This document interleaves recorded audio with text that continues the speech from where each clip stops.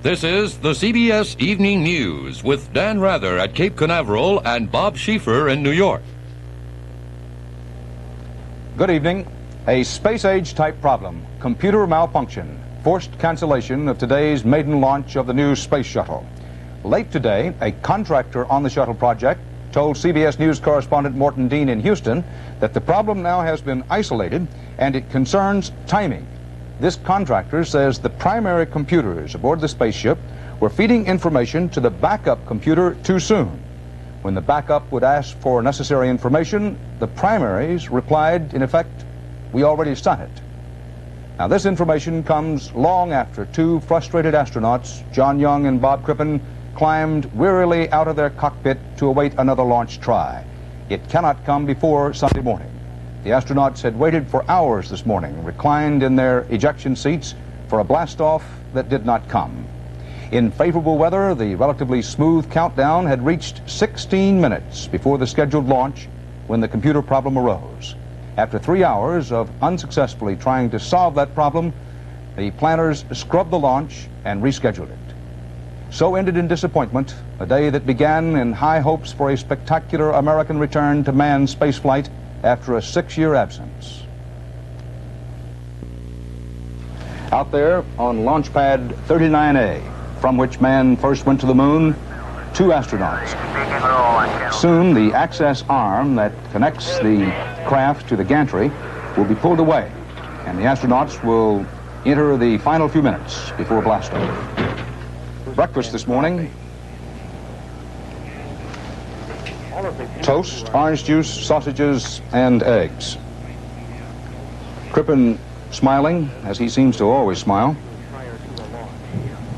Young toasted with his mug. And after breakfast, they walked up to the suit-up room. Suit-up room, of course, is where they get their suits and helmets. They had to replace the microphone in one of the helmets. Looking forward to flying the largest vehicle ever put into orbit, the Space Shuttle Columbia. If all goes well, they'll be up 54.5 hours, 36 orbits. This project was first conceived in 1969, got its first funding in 1972. On their way to the astronaut band. He is entering the orbiter at this time. Once at the pad, into the White Room. And the astronaut Commander Young will head into the hatch first. and is helping with the hookup. Astronaut Bob Commander Young is the only American to fly 5 times in space. He is our most veteran the astronaut. hatch. Some thermal protection system plugs. 25 years in the Navy, a test pilot. Plugs are part of the regular high temperature black thermal. For Bob Crippen, who's 43, his first it space flight. Just a short while ago, we were told that the ground crew was trying to resolve a problem, was described as a slight problem, with a backup computer. We are presently holding past the normal time in which we would pick up the countdown because of a problem with the number 3 fuel cell. A troubleshooting team is working on that fuel cell at the present time to determine whether or not the excess water production by the fuel cell is a problem. The astronauts are in the space shuttle, waiting this problem to be worked out, and here's the voice of shuttle control, which perhaps has more details. It appears that we will be able to go ahead with the countdown from the standpoint of the fuel cells. However, we are still in the process of working the problem with the backup flight software. First, there was a hint of possible trouble in a fuel cell. Now, a hint of possible trouble in the computer and the computer software. That's what they're checking out. That's the reason for the delay. In Houston and here at the Kennedy Space Center, they're continuing to work that software problem to determine whether or not we'll be able to go ahead with the launch this morning. This is shuttle launch control. They have not yet worked out whether there is in fact a problem, and if there is a problem, how deep the problem goes with the Computers? The launch director, George Page, and center director, Dick Smith, have just announced that we will scrub the launch attempt for today. It had looked so good for so long. As the astronauts and the controllers talked, it had been clear that things were clicking. Now it was the system used by computers to talk to each other that caused the problem. The shuttle's onboard computers are its steering wheel. Without them, the spacecraft's pilots could not maneuver from launch to orbit or from orbit to re-entry. The Columbia is simply too complex for manual control. There are 4 primary computers on board, and the 5th, called a backup. All are built by IBM. Basically, the primaries are supposed to talk to each other all the time, comparing notes about where the spacecraft is, where it's supposed to go, and how best to get there. The backup is supposed to listen to the primaries and act as a kind of monitor, making sure the primaries are in harmony. If they aren't, the backup can step in and take control. All 5 computers must be perfectly synchronized so that all aren't talking at once or trying to listen at once. And that may have been the problem. For when the system turned on this morning, that 5th computer, the one that's supposed to listen and act if necessary, warned mission controllers it wasn't hearing anything. At the instant the problem happened, the crew got an error signal in the cockpit. They also got a little message on the television screen. The DPS people at the Cape got it. I got it. Randy got it. The computer came up and told us that it was not healthy. A problem like this makes my console look like a Christmas tree. The backup says I am not communicating with the primary system.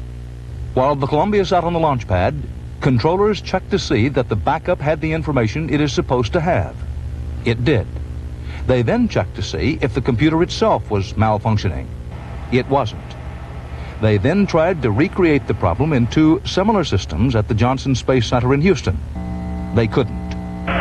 Of course, immediately when it happened, everyone started scurrying around asking questions, have we ever seen this before, and so on and so on. And to my knowledge, we did not come up with a documented case of this particular phenomenon. Shortly after the decision to scrub, scientists froze the output of all 5 computers for a closer look at the evidence. The talk for the rest of the day was of systems and circuitry and software, technology that, in those final crucial minutes, failed. But it was 2 people, perched high atop a rocket for 7 hours, who hurt the worst. And it showed as they left the Columbia. Bob Crippen had said simply, no joy. John Young wore his disappointment on his face. But space veteran Alan Bean says they'll bounce back. I don't think anything that happened today is going to hurt them. They know in this business that if you go right when you plan to, that's what you want to do and you hope to do, but if you do, you're lucky. With this frozen reminder that today's launch was abandoned at T-20, the spectacle ended and the wait began. The astronauts were not alone in their disappointment, of course. For example, tens of thousands, some say 500,000 persons, had gathered on the beaches and highways around the Kennedy Space Center to watch the launch. We'll have that story later in this broadcast.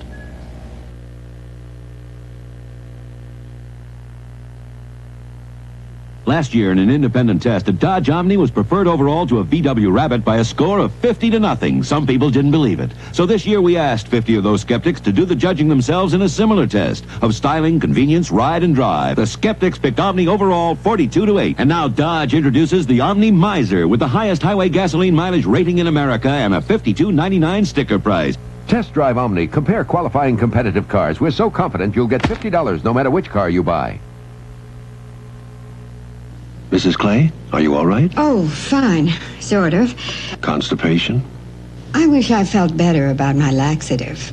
You'll feel good about the Overnight Wonder. Hex-Lax? Give me your hand. Meet the Overnight Wonder. This little pill? That little pill. Or original chocolated tablets. X-Lax gently restores your system's own natural rhythm. So it is gentle. You'll feel the difference in the morning. Unflavored pills or chocolated tablets. X-Lax is the Overnight Wonder.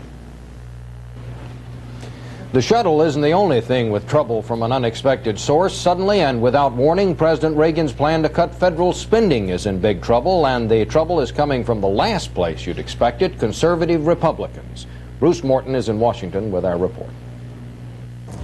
President Reagan's budget is specific about spending cuts for this fiscal year and for 1982. But Mr. Reagan also promised further cuts to be spelled out later on in the 1983 and 84 budgets, leading to a balanced budget in 1984. Without those future cuts, the 1982 budget resolution projects a deficit for 1984, a deficit of $44.7 billion. That bothered three conservatives on the Senate Budget Committee, Republicans Armstrong of Colorado, Grassley of Iowa, and Sims of Idaho. They wanted those cuts spelled out now instead of trusting the president to make them later. So they voted no, so did the Democrats. The budget resolution was defeated. Sims insisted he wasn't against the president, he just wanted to make a good program better by spelling out those cuts. Where we have to address are some of those untouchables that are so-called these 7 areas that are untouchable, and address where it is we're going to go to get those $44 billion in cuts that are out there, and we know they're there. Committee Chairman Pete Domenici, who's been on a winning streak, clearly fears the budget could be nibbled to death by a flock of congressional ducks. They're either going to support the president or his package is going to be in great jeopardy. I mean, if you begin to say it won't work here, it won't work there, he hasn't identified all the cuts yet, then it just appears to me that you make his package more and more difficult to pass. The administration line was optimistic. It's not defeat, it's a jolt along a bumpy road that we're going to have to travel before we finally get to the bill.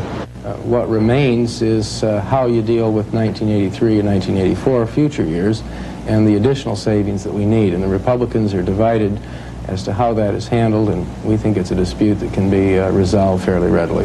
The Republicans have the 2-week Easter recess to get their act together. In this city, what people think is true often becomes true.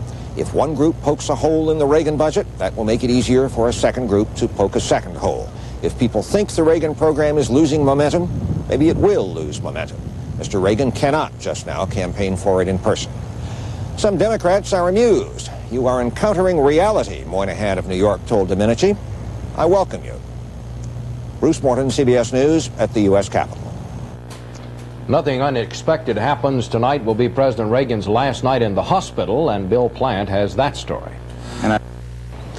Doctors want at least one more chest x-ray before they release the president from the hospital, probably sometime tomorrow morning.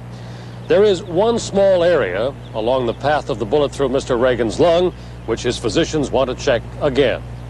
Otherwise, says hospital spokesman Dr. Dennis O'Leary, the president is in outstanding condition and should be able to handle a progressively tougher work schedule in days to come.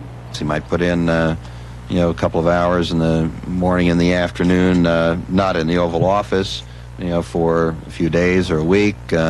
Probably he'll be working in the Oval Office by week after next for maybe a half day, maybe a little bit more, all depending upon how rapidly he comes along. Of Press Secretary James Brady, whose wife brought him another stuffed bear today, O'Leary said Brady would almost certainly be back on the job, but cautioned that recovery and therapy would take many months, perhaps a year. The White House confirmed today that there will be no presidential travel to Mexico or California this month. Mrs. Reagan and the president's senior advisors are anxious that he undergo as little stress as possible. Bill Plant, CBS News, the White House. Also in Washington, the Reagan administration said today that it plans to spur offshore oil and gas exploration and reduce U.S. dependence on imported fuel by speeding up the sale of offshore oil leases. Interior Secretary James Watt also announced that he is going ahead over the environmental objections of Governor Jerry Brown with a lease sale next month in the Santa Maria Basin off California. All it takes now is Nevada Governor Bob List's signature to make speeding at up to 70 miles an hour on that state's highways punishable only by a $5 energy-wasting fine. The Nevada Assembly passed the legislation yesterday after approval by the state Senate last month. Nevada thus would become the first state since 1974 to circumvent the federally mandated 55-mile-an-hour speed limit, although at least 21 other states have considered such measures.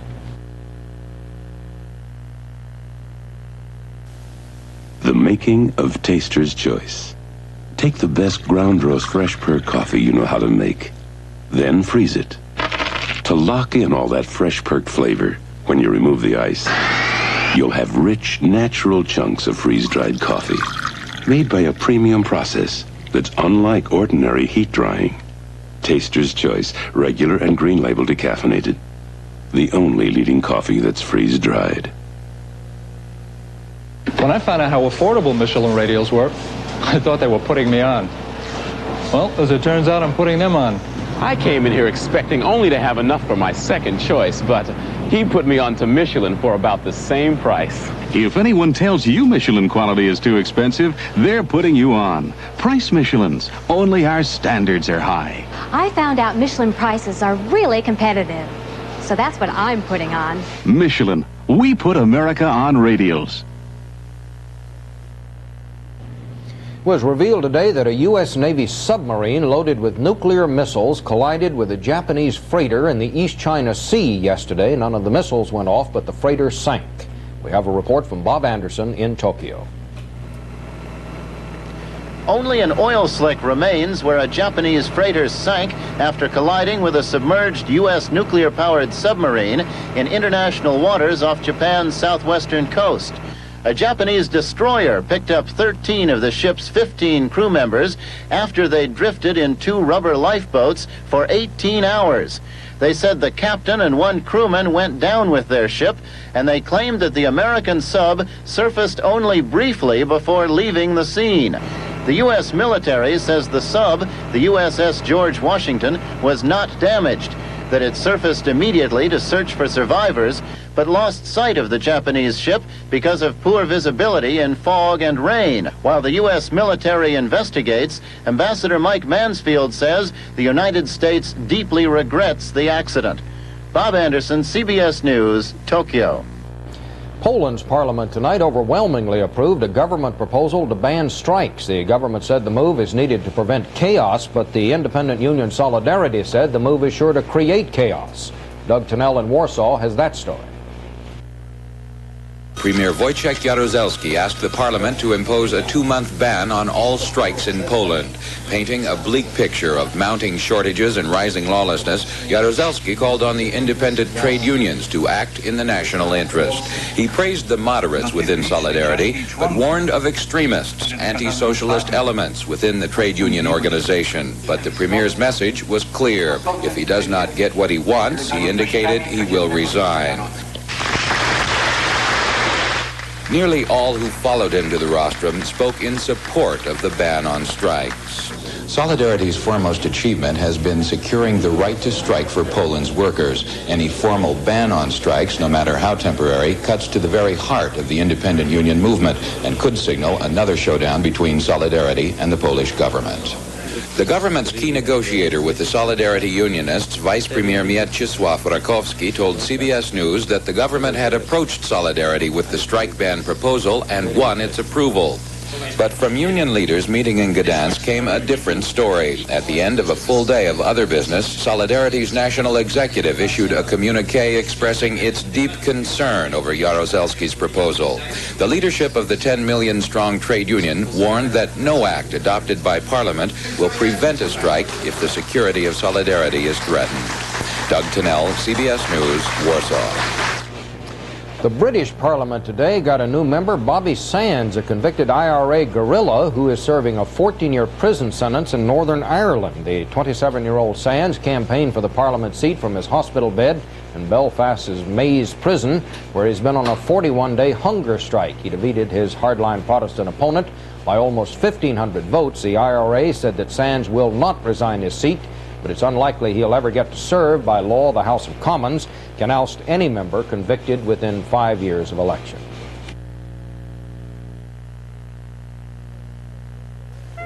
This might not seem like the most romantic place to celebrate your anniversary, but this is where it all began for Midas 25 years ago. And we're going to make a big deal out of it. We're taking 25% off the price of our muffins. That's right, 25% off every American car muffin. Now, just be sure you come in by April 30th, because at 25% off, you won't want to blow it.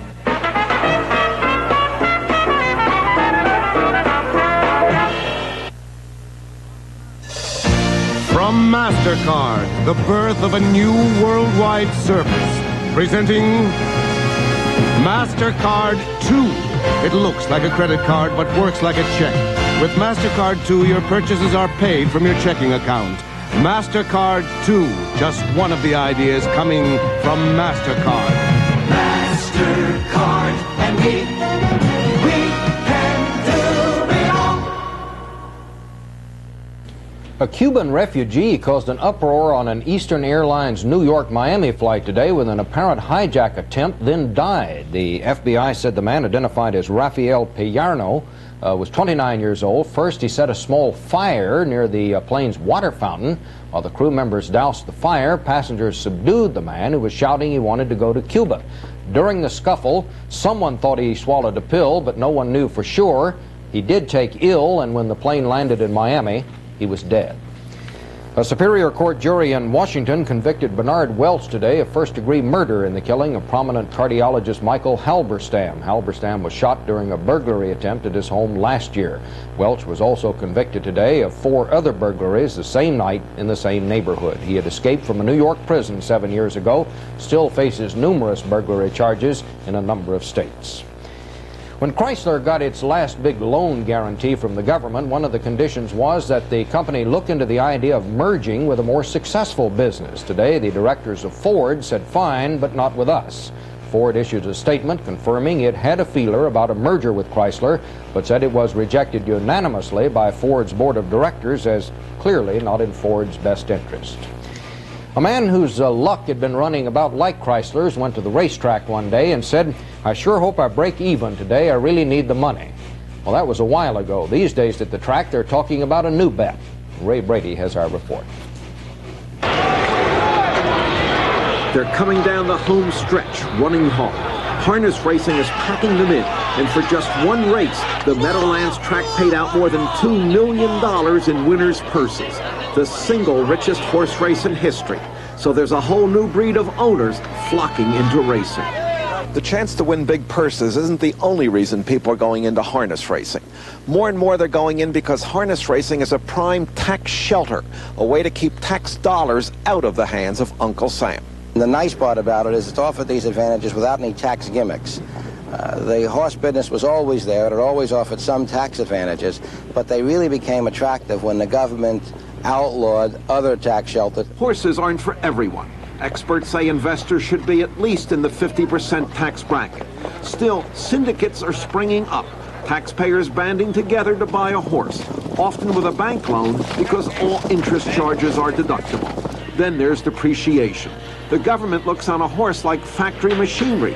The owner who pays $200,000 for a horse can write off that investment against his income, a tax break that can put even the most well-heeled investor into a lower bracket. Also deductible, the cost of feed and other expenses, including winter trips to Florida by owners, to make sure that investment is working hard. Defenders of the tax system note the states get a share of track revenues and owners can lose. Horses get sick or need special treatment. George Burke made it big in business. Now, when asked about Form 1040, he admits horses will chop off a big percentage of his tax bill. Well, I'll tell you, if my accountant was here, he could answer it better than me, but I would say that I will save probably 50 to 75% of your taxes. My tax liability the next couple of years. So that'll make it well worth it. I would hope so, yes. We're looking forward to it. Ray Brady, CBS News, Pompano Beach, Florida. Mount St. Helens erupted today with a plume of steam and ash that rose 15,500 feet into the air, and geologists expect further activity. They called today's incident a small isolated eruption, but the National Weather Service issued a flash flood warning.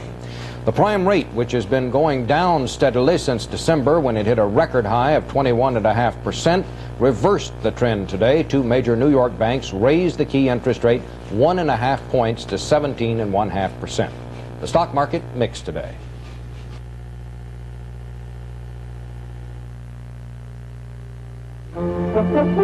Energy isn't found just in the ground. It can also be found in the lab. So Conoco is pouring money into research, with results.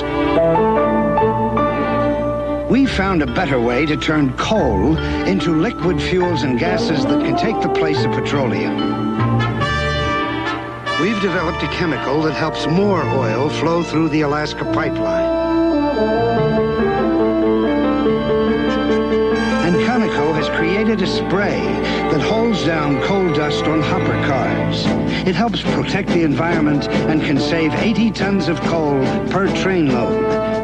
As America seeks to be less dependent on foreign oil, we look for energy in the lab. At Conoco, money produces oil, natural gas, coal, uranium, and petrochemicals. Conoco. This year, we're spending nearly $3 billion on energy.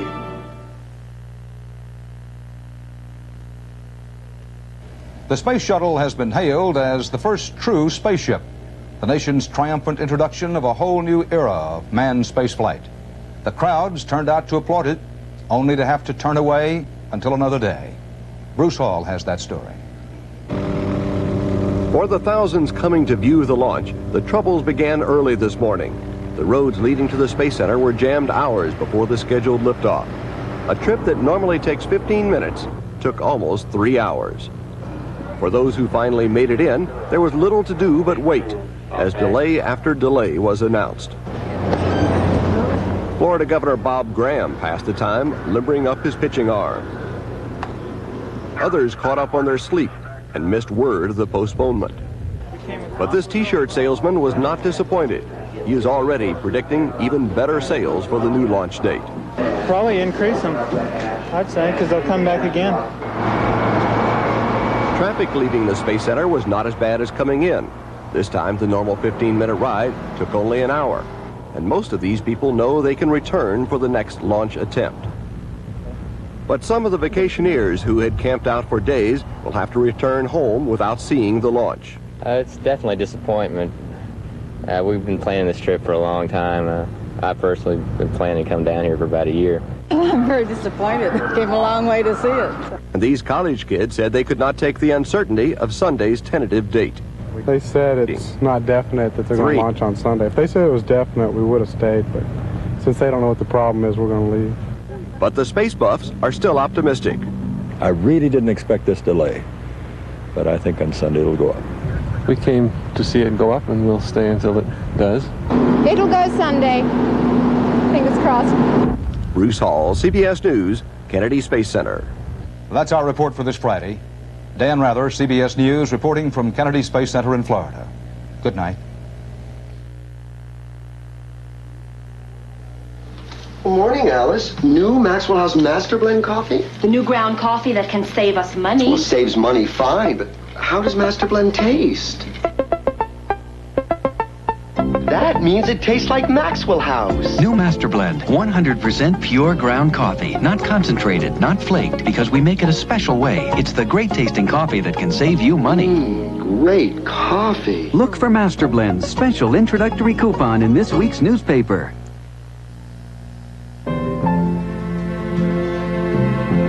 Does your husband look at you the way he used to? It's a question I'm not afraid to ask, because I've discovered Oil of Olay, the beauty fluid that's similar to your skin's own natural fluids. Each drop penetrates quickly without being greasy, easing dryness to help soften the signs of age. You look terrific. Discover the mystery of Oil of Olay. It can help you look younger, too. This has been the CBS Evening News with Dan Rather at Cape Canaveral and Bob Schieffer in New York.